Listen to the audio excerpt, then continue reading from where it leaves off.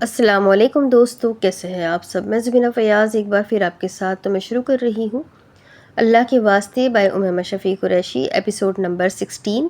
اور شروع کرنے سے پہلے ہمیشہ کی طرح کہوں گی کہ اگر آپ میرے چینل پر نئے ہیں، اب تک چینل کو سبسکرائب نہیں کیا تو پلیز چینل کو سبسکرائب کر لیں، بیل آئیکن کو ضرور دبا دیں، کمنٹ کر کے ضرور بتائیں کہ ناول آپ کو کیسا لگ رہا ہے، ساتھ ہی اپنے کانٹیکٹ میں شیئر ضرور کریں۔ تو چلیں ہم اس ناول کو آگے سٹارٹ کرتے ہیں۔ امی کی طبیعت کیسی ہے؟ رقیہ بیگم کو گھر آئے کافی روز گزر چکے تھے۔ آج شہزاد صاحب ان کی عیادت کے لیے ان کے گھر آئے تھے۔ بہتر ہے، ہسپتال میں رقیہ بیگم کی رپورٹ سے ان کی بیماری کا علم ہو چکا تھا۔ انہیں برین ٹیومر تھا اور شایان تو جیسے بالکل ٹوٹ چکا تھا۔ یہ کیا حال بنا لیا ہے تم نے شایان؟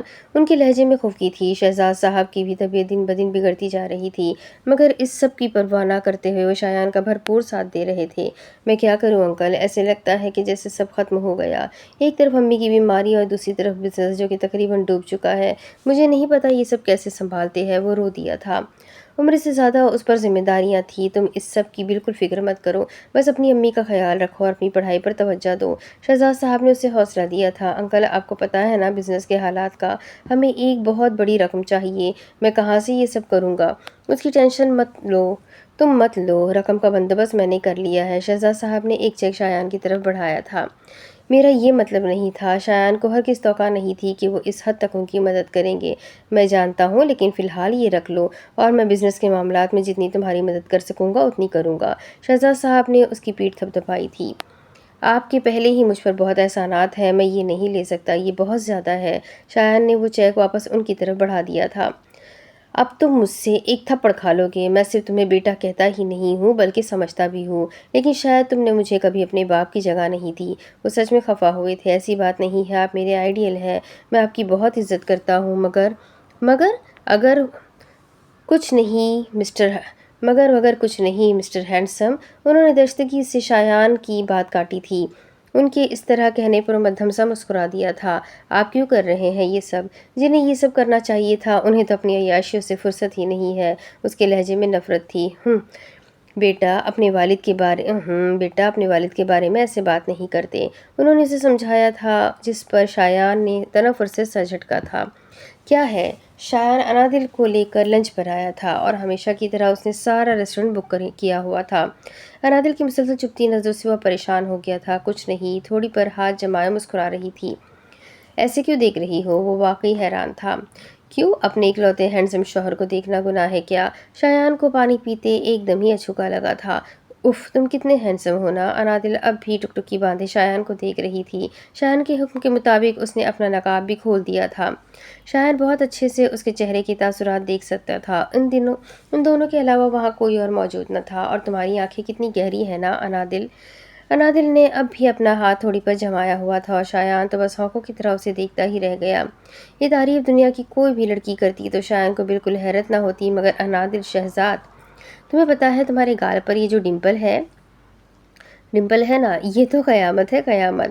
شایان نے ایک بار پھر اپنے ڈمپل کی نمائش کی تھی۔ وہ انادل کی آنکھوں میں چھپی ہوئی شرارت کو پہچان چکا تھا۔ اور جب تم اپنے بال جیل سے سیٹ کرتے ہو نا تو کسی ہیرو سے کم نہیں لگتے۔ وہ بہت دلچسپی سے شایان کو اس کے بارے میں آگاہ کر رہی تھی۔ اچھا، شایان نے اچھا کو تھوڑا لمبا کیا تھا۔ ہاں نا، تم اتنے اچھے ہو کہ میرے پاس تو تمہاری تعریف کے لیے الفاظ ہی ختم ہو گئے ہیں۔ شایان نے فی الحال خاموش رہنا ہی بہتر سمجھا۔ وہ جاننا چاہتا تھا کہ آخر اس کی بیوی کے دماغ میں کیا خرافات چل رہی ہے۔ لیکن دیکھو نا، اس سب کے باوجود بھی تمہاری قسمت کتنی خراب ہے کہ تمہیں مجھ جیسی لڑکی ملی۔ انادل نے منہ بنائے نظر جھکائی تھی، جس پر شایان نے اپنے لب دبائے۔ اب وہ اس کی شرارت سمجھ چکا تھا۔ میری خوبصورتی پر مت جانا، یہ تو کریموں کا اثر ہے، اور تو اور انجیکشنز کا بھی۔ انادل نے تھوڑا آگے ہو کر شایان کو بہت رازداری سے بتایا تھا۔ اور تمہیں پتا ہے میری آنکھوں کا کلر بھی نکلی ہے، میں تو لینس لگائے ہوئے ہے۔ اب کی بار شایان بھی اپنی جگہ سے تھوڑا آگے ہوا تھا۔ وہ انادل کی ہر بات بہت غور سے سن رہا تھا، جسے نہ جانے وہ کتنی اہم بات بتا رہی ہو۔ اور میرا قد بھی تم سے کتنا چھوٹا ہے۔ وہ اس کے کندھے تک آتی تھی۔ میں تو تمہارے لائق ہی نہیں ہوں، تم نہ دوسری شادی کر لو۔ انادل نے اس سے اپنی طرف سے بہت مفید مشورہ دیا تھا۔ دوسری شادی؟ شایان نے ایک آنکھ اچکا کر پوچھا تھا۔ ہاں نا، میں ہرگز ان ٹپیکل بیویوں میں سے نہیں ہوں جو شوہر کی خوشیوں میں رکاوٹ بنے۔ تم دوسری کیا، تیسری بلکہ چوتھی شادی بھی کر لو، مجھے کوئی اعتراض نہیں ہے، بس مجھے طلاق دے دو، ہے نا؟ شایان نے فوراً ہی اس کے الفاظ اچک لیے تھے۔ ہاں نا، انادل ایک بار پھر مسکرائی تھی۔ سوری بلبل، یہ تو نہیں ہو سکتا، وعدہ کیا تھا میں نے تم سے کہ تمہیں کبھی طلاق نہیں دوں گا۔ اور شایان میر اپنے قول و قرار کا بہت پکا ہے۔ انادل کے چہرے کے تاثرات فوراً ہی بگڑے تھے، مگر اگلے ہی لمحے وہ اپنے تاثرات پر قابو پا چکی تھی۔ دیکھو، وہ تو میں نے ایسے ہی کہہ دیا تھا، محض اس وعدے کی خاطر تم کیوں اپنی زندگی برباد کر رہے ہو؟ جن سے محبت کی جاتی ہے نا، انہیں اپنایا جاتا ہے۔ محبت، وہ لفظ محبت پر ٹھڑکا تھا۔ ہاں، محبت۔ اگر سیٹنگ ویٹنگ کا کوئی مسئلہ ہے نا تو وہ تم مجھ پر چھوڑ دو۔ کیا تم کیا کہہ رہی ہو؟ نہ جانے اس پاگل لڑکی کے دماغ میں اب کیا چل رہا تھا۔ یہی کہ اس سے شادی کر لو۔ کس سے؟ وہ اب بیزار ہوا تھا۔ جس سے محبت کرتے ہو۔ شایان نے ایک گہری سانس خارج کی تھی۔ اچھا، اور میں کس سے محبت کرتا ہوں؟ شایان نے اچنبھے سے پوچھا تھا۔ اسی جادوگرنی سے جس کے زہر میں تم مبتلا ہو۔ انادل نے گویا اس کے سر پر بم پھوڑا تھا۔ شٹ اپ، وہ ایک دم ہی چیخا تھا۔ خبردار، جو آئندہ اس قسم کی بکواس کی تو۔ وہ غصے سے وہاں سے اٹھا تھا۔ کیوں؟ اس میں مسئلہ کیا ہے؟ وہ واقعی اس کے اس رویے کی وجہ نہیں سمجھ سکی تھی۔ یہ ناممکن ہے، میرے لیے قابل احترام ہے اور بہتر ہوگا کہ تم اپنا منہ بند ہی رکھو۔ اسے ڈانٹا اب وہ وہاں سے چلا گیا تھا۔ ہو، بدتمیز، جاہل، فضول انسان۔ انادل بھی پیر پٹکتی اس کے پیچھے گئی تھی۔ سارا راستہ خاموشی کی نظر ہوا۔ نہ انادل نے کچھ کہا تھا اور نہ ہی شایان نے اسے مخاطب کیا تھا۔ انادل کو گھر چھوڑنے کے بعد اب وہ بھی واپس اپنے گھر کی جانب جا رہا تھا۔ ڈرائیونگ کرتے ہوئے اسے پھر سے ماضی کی یادیں ستانے لگی تھی۔ بس بہت ہو چکا، اب تم شادی کر لو۔ وہ ڈائننگ ٹیبل پر بیٹھے کھانا کھا رہے تھے جب رقیہ بیگم گویا ہوئی۔ چلو جی امی، کیوں میری آزادی کی دشمن بنی ہوئی ہے؟ شایان نے منہ بنائے کہا۔ وہ ہمیشہ ہی اس موضوع سے چڑھتا تھا۔ اب میں تمہاری ایک نہیں سنوں گی۔ اگر تمہیں کوئی پسند ہے تو بتاؤ، ورنہ میں ڈھونڈوں تمہارے لیے کوئی لڑکی۔ مجھے کوئی پسند نہیں ہے۔ آپ جس سے کہیں گی میں شادی کر لوں گا، مگر ابھی نہیں۔ شایان نے وقت کے ساتھ ساتھ سب کچھ سنبھال لیا تھا اور اب وہ مسلسل کامیابی کی سیڑھی چڑھتا جا رہا تھا۔ ابھی نہیں تو پھر کب؟ پورے 24 سال کے ہو چکے ہو، رقیہ بیگم نے خفگی سے کہا تھا۔ میں مرنے سے پہلے تمہاری خوشیاں دیکھنا چاہتی ہوں شایان، وہ روتی تھی۔ امی پلیز، وہ تڑپ اٹھا تھا۔ اچھا ٹھیک ہے، آپ ڈھونڈ لیں میرے لیے کوئی بھی لڑکی۔ آپ جب کہیں گی، جس سے کہیں گی، میں شادی کر لوں گا۔ اس نے اپنے ہتھیار فوراً ڈال دیے تھے۔ اور اگر میں کہوں کہ میں نے لڑکی پسند کر لی ہے پھر؟ وہ اپنے آنسو صاف کرتی فوراً مسکرا دی تھی۔ اچھا، تو یعنی ساری پلاننگ پہلے سے ہی ہو چکی ہے؟ اس نے شکایتی نظروں سے اپنی ماں کی طرف دیکھا۔ پوچھو گے نہیں کہ وہ کون ہے؟ کون؟ شایان نے چاول سے بھرا ہوا چمچہ اپنے منہ میں ڈالتے ہوئے لاپرواہی سے پوچھا۔ شہزاد صاحب کی منجلی بیٹی۔ شایان کے تو مانو سر پر چھت گری تھی۔ کیا؟ اس کے گلے میں پھندا لگا تھا جس پر اس نے فوراً سامنے پڑا گلاس لبوں سے لگایا تھا۔ امی، آپ نے ایسا سوچا بھی کیسے؟ اس نے خفگی سے رقیہ بیگم کی طرف دیکھا تھا۔ اس میں برائی ہی کیا ہے؟ برائی ہے امی، آپ ایسا کیسے سوچ سکتی ہے؟ اگر شہزاد انکل حیات نہیں ہے تو اس کا ہرگز یہ مطلب نہیں کہ ہم ان کی بیٹی کے بارے میں ایسا سوچیں۔ امی ذرا سوچیں، اگر شہزاد انکل ابھی حیات ہوتے اور انہیں آپ کے خیالات کے بارے میں علم ہو جاتا تو میرے بارے میں کیا سوچتے؟ وہ اس بارے میں جانتے تھے۔ شایان کے پیروں تلے تو مانو زمین ہی کھسک گئی تھی۔ تم ابھی بہت چھوٹے تھے تو میں نے ان سے تمہارے لیے ان کی بیٹی کا ہاتھ مانگا تھا۔ بڑی بیٹی کا رشتہ تو وہ اپنے بھائی کی طرف کرنا چاہتے تھے، اس لیے میں نے ان کی منجلی بیٹی کا ہاتھ مانگا تھا۔ امی، وہ تقریباً چیخ اٹھا تھا۔ آپ ایسا کیسے کر سکتی ہے؟ اف اللہ، شہزاد انکل نے کیا کہا تھا؟ شایان کو اپنی ماں سے اس قسم کی حرکت کی بالکل امید نہ تھی۔ کچھ خاص نہیں، انہوں نے کوئی اعتراض نہیں کیا، مگر وہ یہ ضرور کہہ رہے تھے کہ ابھی ان کی بیٹی بہت چھوٹی ہے اور وہ چاہتے ہیں کہ جو بھی فیصلہ ہو اس میں تم دونوں کی رضامندی شامل ہو۔ شایان نے کچھ کہنے کے قابل ہی نہیں چھوڑا۔ شایان تو کچھ کہنے کے قابل ہی نہیں رہا تھا۔ میں سوچ رہی ہوں کہ ان کے گھر تمہارا رشتہ لے کر جاؤ۔ نہیں، ہرگز نہیں، شایان نے بلا توقف کہا تھا۔ کیوں؟ کیونکہ میں یہ شادی نہیں کر سکتا۔ رقیہ بیگم کو اپنے بیٹے کے صاف انکار پر بہت دکھ پہنچا تھا۔ وجہ؟ امی، آپ سمجھ نہیں رہی۔ شہزاد انکل کی بیٹی میرے لیے قابل احترام ہے، میں ہرگز ان کے لائق نہیں ہوں۔ عجیب پاگلوں جیسی باتیں کر رہے ہو۔ کس چیز کی کمی ہے میرے بیٹے کے اندر؟ ماشاءاللہ سے تم ایک کامیاب بزنس مین ہو، فرمانبردار ہو، تہجد گزار ہو، صالح ہو، اور کیا چاہیے؟ میرا غصہ، میرا بلا وجہ کا غصہ، اگر مستقبل میں نے کبھی ان پر اپنا غصہ نکال دیا تو کبھی غصے میں انہیں کچھ کہہ دیا پھر؟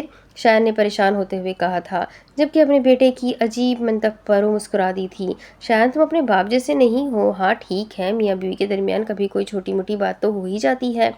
اس میں کوئی بڑی بات نہیں، اب کیا ساری زندگی اپنی بیوی کی جی حضوری کرنے کا ارادہ ہے؟ وہ ہنس دی تھی۔ اگر میری بیوی شہزاد انکل کی بیٹی ہوگی تو جی حضوری تو کرنی ہی پڑے گی۔ وہ فوراً سے اٹھ کر وہاں سے چلا گیا تھا۔ رقیہ بیگم اپنے بیٹی کی بیوقوفی پر مسکرا دی تھی۔ شایان کسی صورت اس رشتے کے لیے راضی نہ تھا۔ رقیہ بیگم نے کئی مہینوں کی انتھک محنت کے بعد بالآخر شایان کو راضی کر ہی لیا تھا۔ اس سے پہلے کہ وہ اپنے بیٹے کا باقاعدہ رشتہ لے کر جاتی، ان کی طبیعت مزید خراب ہو گئی۔ شایان نے اپنی ماں کا بہترین علاج کروایا تھا، مگر موت ایک حقیقت ہے جسے اس دنیا کی کوئی طاقت نہیں روک سکتی۔ رقیہ بیگم کے انتقال کے بعد وہ بالکل ٹوٹ چکا تھا اور اس نے اپنے دل و دماغ سے شہزاد صاحب کی بیٹی کا خیال بھی نکال دیا تھا، کیونکہ اس نے تو اللہ کو چھوڑ دیا تھا۔ اب وہ کسی بھی صورت ان کی بیٹی کے قابل نہیں رہا تھا، اس بیٹی کے قابل جس کا وہ نام تک نہیں جانتا تھا۔ رقیہ بیگم جب بھی اسے نام بتانے لگتی تو فوراً سے انکار کر دیتا، کیونکہ اسے ایسا لگتا تھا کہ نام جان کر اس لڑکی کو جان کر کہیں وہ اپنا دل ہی نہ ہار بیٹھے۔ ڈرائیو کرتے ہوئے مسلسل اس کے ذہن میں مختلف خیالات آ رہے تھے، کبھی اپنی ماں کی کہی گئی باتیں، کبھی شہزاد صاحب کی بیٹی کا خیال اور کبھی اس نماز پڑھتی لڑکی کا خیال۔ وہ اچھے سے جانتا تھا کہ شہزاد صاحب کی 3 بیٹیاں ہیں، مگر نہ جانے کیوں اسے یقین تھا کہ جس لڑکی کا رشتہ اس کی ماں لینے جا رہی تھی وہ وہی لڑکی تھی جسے وہ نماز پڑھتے دیکھ چکا تھا۔ مجھ سے نکاح کر لو، قبول ہے، معافی مانگو مجھ سے، بدتمیز، جاہل، فضول انسان۔ انادل کا خیال آتے ہی اس کے لب اپنے آپ ہی مسکرانے لگے تھے۔ اب اپنے ذہن سے تمام تر دوسری سوچوں کو جھٹکے وہ صرف انادل کے بارے میں سوچ رہا تھا۔ اب اس کی منزل صرف اور صرف انادل تھی، تو کسی اور کا خیال اپنے ذہن میں لانا بھی اس کے لیے گناہ تھا۔ اس نے فوراً ہی انادل کو کال ملائی تھی، جو کہ توقع کے عین مطابق کاٹ دی گئی تھی۔ ٹھیک اسی بیل پر انادل نے فون ہی آف کر دیا تھا۔ تو بیگم صاحبہ ناراض ہے، وہ ایسا ہی کرتی تھی، خود چاہے جتنا مرضی شایان سے بدتمیزی کر لے، مگر اگر شایان اسے ڈانٹ دے تو وہ اسی طرح ناراض ہو جاتی تھی۔ اب تو منانا ہی پڑے گا۔ اب وہ مسکرا کر پلان ترتیب دے رہا تھا۔ ہاں بولو یشفا، ارمان بات کر رہا ہوں۔ عنایا کو ایک دم ہی کرنٹ لگا تھا۔ سر آپ؟ ارمان کا اتنی رات کو فون کرنا اسے حیرت میں مبتلا کر گیا تھا۔ ہاں وہ میں نے سوچا کہ آپ کا شکریہ ادا کر لوں۔ کس بات کا؟ اس دن آپ نے اشفا کی مدد کی تھی نا، بس اسی لیے۔ سر اس کے لیے تو آپ پہلے ہی شکریہ ادا کر چکے ہیں، عنایا نے منہ پھاڑے کہا۔ ہاں وہ میں نے سوچا کہ میں پھر سے شکریہ ادا کر لوں۔ اب وہ عنایا کو یہ نہیں کہ بتا سکتا تھا کہ اس نے دل کے ہاتھوں مجبور ہو کر اسے فون کیا ہے۔ اوکے سر، ٹھیک ہے، میں فون رکھتی ہوں۔ اینی، ارمان کی اس طرح پکارنے پر عنایا کی دھڑکنیں ایک دم ہی تیز ہوئی تھی۔ اگر پڑھائی میں کسی بھی قسم کی ہیلپ چاہیے ہو تو آپ مجھے کبھی بھی فون کر سکتی ہیں۔ Okay sir, thank you. Anaya نے دھڑکتے دل کے ساتھ فوراً فون بند کیا تھا۔ کیا مصیبت ہے؟ شایان کی مسلسل آتی کالز سے وہ سخت پریشان ہوئی تھی۔ شکر ہے تم نے اپنے اکلوتے ہینڈسم شوہر کا فون تو اٹھایا، شایان نے ہینڈسم شوہر پر زور دیتے ہوئے کہا تھا۔ کیوں فون کیا ہے؟ وہ سخت ناراض تھی۔ مس کر رہا تھا اپنی کریموں سے رنگ گورا کرنے والی بیوی کو۔ کیوں ابھی بھی کوئی کسر رہ گئی ہے کیا؟ جان ایسے ناراض تو مت ہو، شایان نے بہت پیار سے کہا تھا۔ نہیں تم نکال لو اپنا غصہ مجھ پر، وہ روحان سی ہوئی تھی۔ ہاں تو تم مت کیا کرو نا کوئی فضول بات، ساری فضول باتیں میں ہی تو کرتی ہوں۔ وہ سخت خفا تھی۔ اچھا نا، اب نہیں ڈانٹوں گا تمہیں، پکا؟ شایان نے صلح جوئی کی کوشش کی تھی۔ تمہارے حق میں یہی بہتر ہے۔ آج کے بعد اگر تم نے بلا وجہ مجھ پر غصہ کیا نا تو میں تمہارے ہاتھ پیر توڑ دوں گی۔ انادل کی معصوم سی دھمکی پر مسکرا دیا تھا۔ چلو ہم طے کر لیتے ہیں، آج کے بعد نہ میں تمہیں ڈانٹوں گا اور نہ ہی تم مجھ سے دوبارہ طلاق کی بات کرو گی، ٹھیک ہے؟ شایان کو انادل کا بار بار طلاق کا ذکر کرنا بالکل اچھا نہیں لگتا تھا۔ کوشش کروں گی۔ وہ نیم رضامند ہو گئی تھی۔ شایان کے لیے فی الحال اتنا ہی بہت تھا۔ اچھا سنو، کل ہم لنچ پر جائیں گے، تیار رہنا۔ نہیں پلیز، انادل نے فوراً انکار کیا تھا۔ اب تم مجھے غصہ دلا رہی ہو، شایان نے اسے تنبیہ کی۔ تم بہت برے ہو۔ اس نے فوراً ہار مان لی تھی۔ تیار رہنا، اس کی رضامندی سے وہ خوش ہوا تھا۔ شایان نہیں پلیز، وہ مسلسل روتے ہوئے نفی میں سر ہلا رہی تھی۔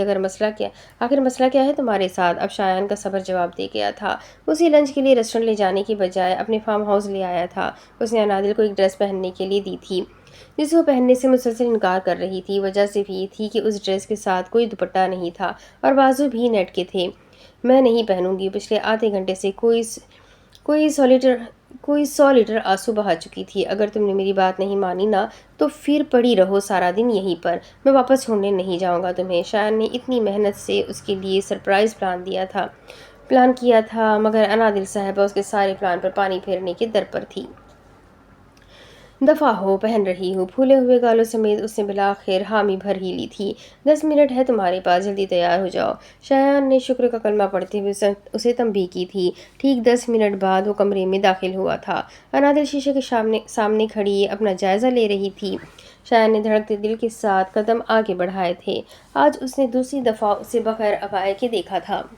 सुर्ख रंग की फ्रॉक में मेकअप से पाक वो शायान मीर की जान लेने के दर पर थी। क़यामत। शायान के लब अपने आप ही हिले थे। उसकी आवाज़ पर वो करंट खाकर पलटी थी। सोचना भी मत। इससे पहले अनादिल पलंग पर रखा स्टॉलर उठाती, शायान ने बर वक्त उसे रोका था। अनादिल की कलाई थामे अब वो उसके चेहरे के हर एक नक्श को हिफ्स कर रहा था। शायान की मुसलसल चुपती निगाहें अनादिल को नज़र झुकाने पर मजबूर कर गई थी।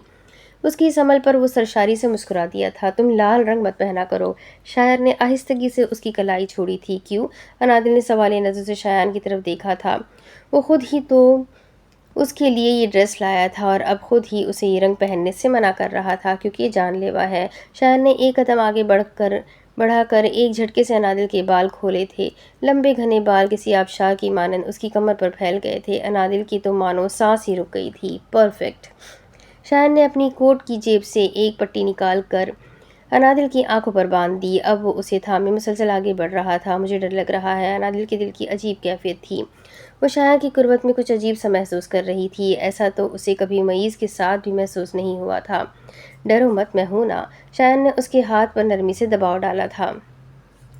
बाहर लॉन में आकर शायन ने अनादिल की आंखों पर से पट्टी खोली थी। अनादिल ने आहिस्तगी से आंखें खोली। सामने का मंजर देखते ही बेइख्तियार ही उसका मुंह खुल गया। लॉन के वसत में बहुत ही खूबसूरती से एक मेज़ सजाई गई थी। इर्द गिर्द बहुत से लाल और सफ़ेद रंग के गुब्बारे रखे गए थे। मेज़ के ऊपर एक बहुत बड़े साइज़ की छतरी लगी हुई थी। वो गैर महसूस अंदाज में कदम आगे बढ़ा गई थी। अभी उसने 2 कदम ही आगे बढ़ाए थे कि एकदम ही उसे अपने कदमों तले कुछ महसूस हुआ। उसके कदमों में हर तरफ गुलाब की पत्तियां बिखरी हुई थी जो कि एक सीध में इस मेज़ तक जाती थी। अनादिल मजबूत होकर सामने का मंजर देखने लगी। तभी शायान ने उसके थोड़ा करीब होते हुए उसके कान में सरगोशी की थी। Happy 3rd month anniversary. वो एकदम ही करंट खाकर शायान की जानिब पलटी थी। फ्रॉक बहुत ज़्यादा लंबा होने की वजह से उसका पैर फिसला था। उसके गिरने से पहले वो उसे थाम चुका था। दोनों की धड़कनें एक साथ ही बेतरतीब हुई थी। छोड़ो मुझे। सुर्खनारी होते हुए गालों के साथ नज़र झुकाए हुए अनादिल ने बमुश्किल कहा था। ना छोड़ू तो? शायन को एकदम ही शरारत सूझी थी। बदतमीज़ इंसान हूँ।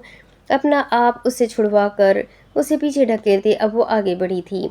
जाहिल और फजूल कहना तो तुम भूल ही गई। वो भी मुस्कुराता उसके पीछे गया था। वो तो तुम हो ही। अनादिल ने मुंह बसोरे कहा था। वैसे ये सब तुमने मेरे लिए किया है। अनादिल ने सताइशी निगाहों से इर्द गिर्द देखा। कोई शक?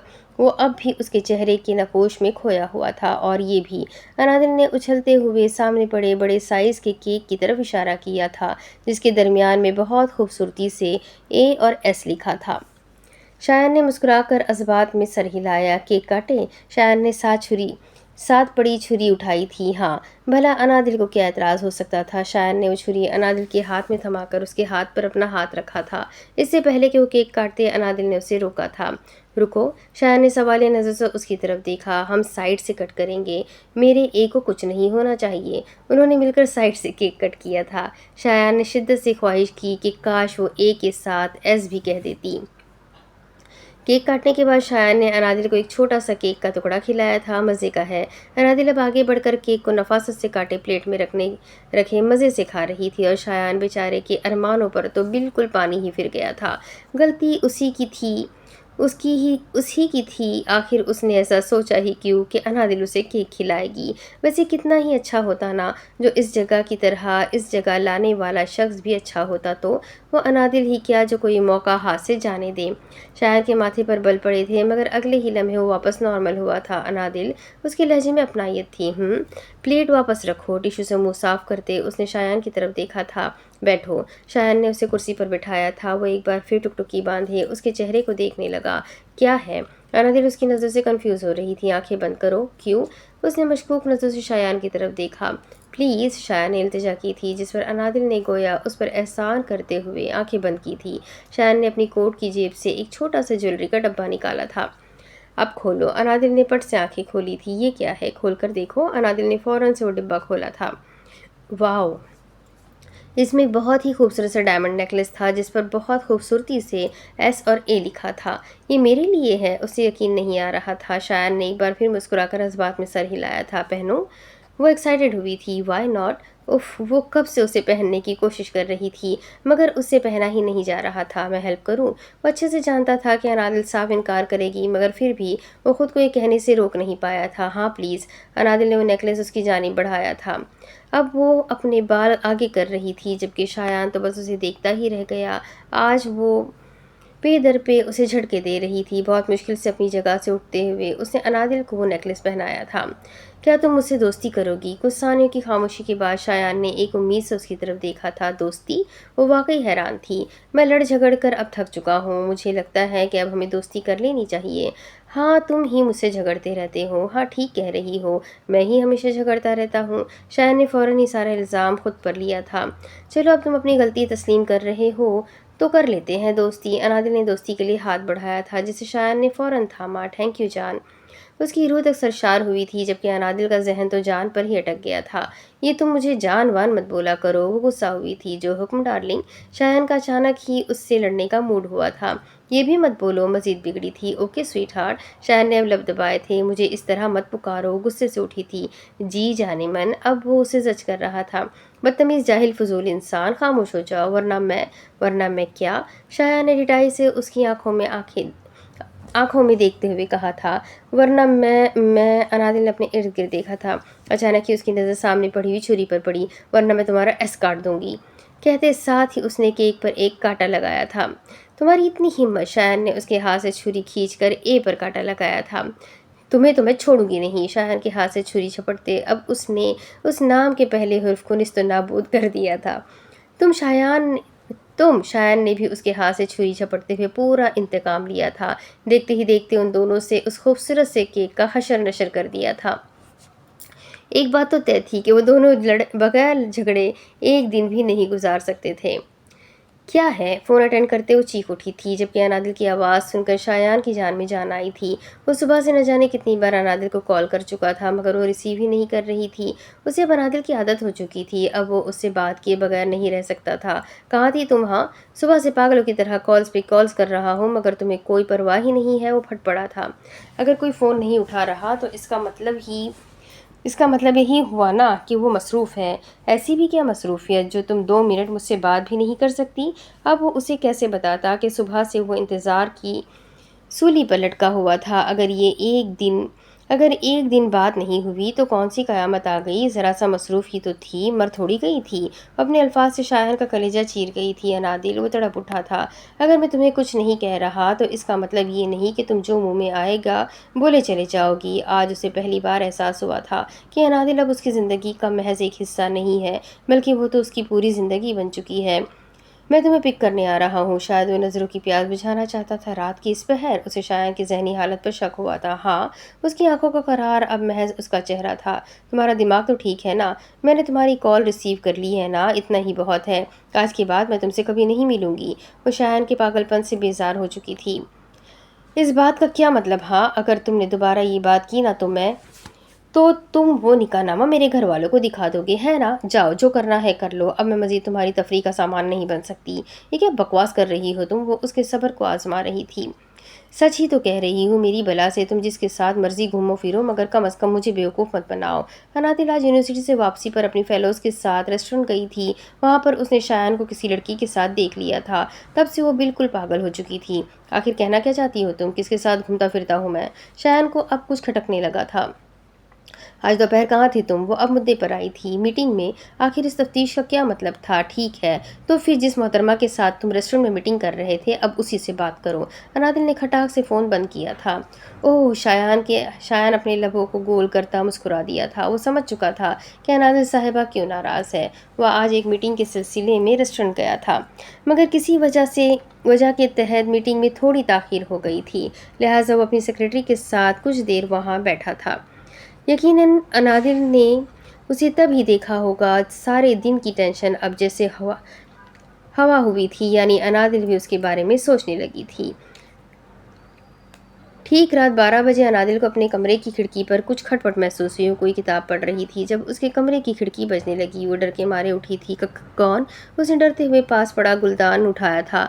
یار یار کھولو، بیچارہ اتنی مشکل سے کھڑکی تک پہنچا تھا اور محترمہ صاحبہ کی تفتیش ہی ختم نہیں ہو رہی تھی۔ چور چور چور، انادل نے شور مچایا تھا۔ اوئے چپ، یہ تو پکا مروائے گی، میں ہوں شایان، وہ دبے دبے لہجے میں گھرایا تھا۔ انادل کا کمرہ پہلے نیچے والے پوشن میں تھا، ابھی کچھ دن پہلے ہی وہ ضد کر کے اوپر والے پوشن میں شفٹ ہوئی تھی، کیونکہ بقول انادل وہ کمرہ اس کی کتابیں رکھنے کے لیے بہت چھوٹا تھا۔ ایک دفعہ جب شایان اسے گھر ڈراپ کرنے آیا تھا تو وہ اسے اپنے کمرے کا بتا چکی تھی۔ شایان اس نے جلدی سے آگے بڑھ کر کھڑکی کھولی تھی۔ وہ فوراً اندر داخل ہوا تھا۔ تم یہاں کیا کر رہے ہو؟ اس کی اوپر کی سانس اوپر اور نیچے کی سانس نیچے رہ گئی تھی۔ میں نے سوچا کیوں نہ ایک کپ کافی ہو جائے، شایان نے اسے آنکھ ماری تھی۔ دفعہ ہو، نکلو یہاں سے، انادل نے اسے واپس کھڑکی کی طرف دھکا دیا تھا۔ اسے شایان سے اس احمقانہ حرکت کی بالکل امید نہ تھی۔ اتنی محنت سے میں یہاں تک پہنچا ہوں اور تم مجھے ایسے نکال رہی ہو؟ وہ اس کی محبت میں بالکل ڈوب چکا تھا۔ اس لڑکی نے اسے بالکل پاگل کر دیا تھا۔ ملک کا ایک مشہور بزنس مین محض اپنی بیوی کے ایک دیدار کی خاطر چور بھی بن چکا تھا۔ تو کیا تمہارے اس کارنامے کے لیے تمہیں خراج تحسین پیش کروں؟ نہیں، بس ایک اسمائل۔ شایان نے اس کا ہاتھ تھاما تھا۔ تم خود تو مرو گے، ساتھ مجھے بھی مرواؤ گے، انادل نے جل کر کہا۔ ہائے، ہم تو پہلے ہی آپ پر مر مٹے ہیں، اور جہاں تک بات ہے آپ کی، تو بیگم صاحبہ آپ بالکل بھی پریشان نہ ہوں، شایان اپنی بیوقوف بلبل کو مرنے نہیں دے گا۔ اس کا ہاتھ چھوڑے، شایان نے اس کی ناک دبائی تھی۔ بیوقوف ہوں گے تم، تمہارا پورا خاندان، تمہاری بیوی، تمہارے بچے۔ اپنے کہے گئے الفاظ پر غور کرتے ہوئے اس کی زبان کو ایک دم ہی بریک لگی تھی۔ ہا ہا ہا ہا، شایان نے کھل کر کہا لگایا تھا۔ ویسے بیوی تو بیوقوف ہے ہی، کیا بچے بھی بیوقوف ہوں گے؟ وہ بے باکی سے گویا ہوا، جس پر انادل نے کوئی 100 بار خود کو ملامت کی تھی۔ کیوں آئے ہو؟ انادل نے فوراً موضوع تبدیل کیا تھا۔ اب اگر تم مجھے بغیر صفائی کا موقع دیے ہر جگہ سے بلاک کر دو گی تو پھر اپنی بلبل کو منانے تو آؤں گا نا۔ اس کے چہرے کو فوکس میں لیتے ہوئے وہ محبت پاش لہجے میں گویا ہوا تھا۔